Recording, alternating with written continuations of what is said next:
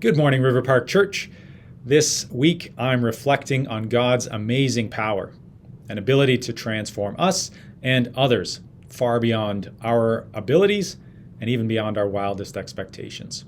Join me for a few minutes for a worthwhile reflection. So, as we come into the new year, I've already slipped on a few of my resolutions. Maybe you have too. And that got me thinking, why do we hope and work for transformation in other people when transformation, even in our own lives, is so difficult? Paul says in the letter to the Romans 12, he says, I urge you, brothers and sisters, in view of God's mercy, to offer your bodies as a living sacrifice, holy and pleasing to God. This is your true and proper worship. Give everything to God, in other words. He says, don't conform to the pattern of this world, but be transformed by the renewing of your mind. Then you'll be able to test and approve what God's will is, his good, pleasing, and perfect will. Paul makes it sound so easy, but the reality, of course, is that it's difficult, if not impossible, for us to really, truly enact change in ourselves.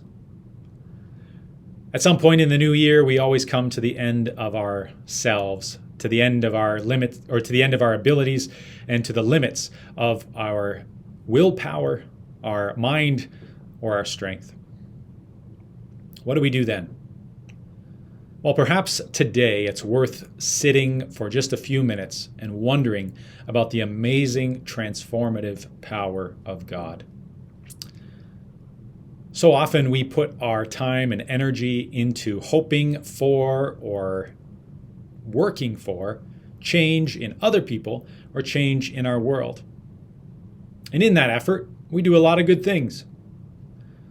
But it's worth taking time to reflect and stand in amazement on God's amazing power of transformation. Some of the $10 theological words that we use to talk about God's power of transformation, well, one is conversion. It's the time when things flip, when you don't believe in God and then you have an experience of God as a real personal God who lives and breathes in this world and through his Spirit fills even you. But another of those $10 words is sanctification. It's the ongoing process by which the Holy Spirit makes us more and more like Jesus. And even just the slow journey of sanctification is a pretty amazing and incredible thing. That God could take us and transform us into someone better than we are. C.S. Lewis talks about the journey of the Christian life as a trajectory that extends into eternity. And so I'm paraphrasing, but in essence he says, imagine that the kindest and best person slowly over a few years, or slowly over the course of their lives, becomes just slightly less kind and slightly less good. Over the course of 70 years, it may make little difference. But over the course of eternity, that person would become a demon.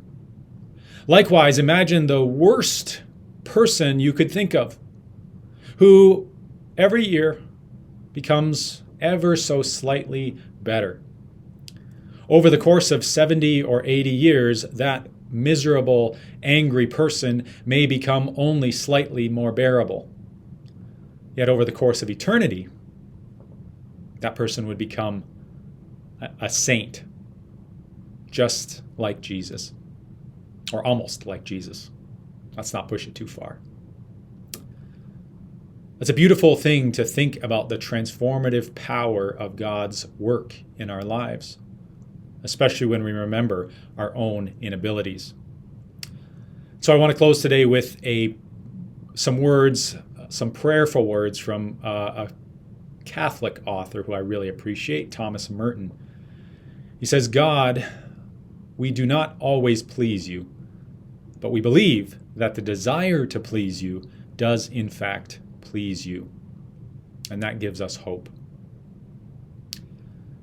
So as you wonder today and sit with me, I encourage you to reflect on the amazing transformative power of God, that God may well be pleased with your desire to please him, and that he may work in you his will, as Paul says, his good, pleasing, and perfect will in a powerful and transformative way. Have a wonderful week, and I'll look forward to worshiping together this Sunday.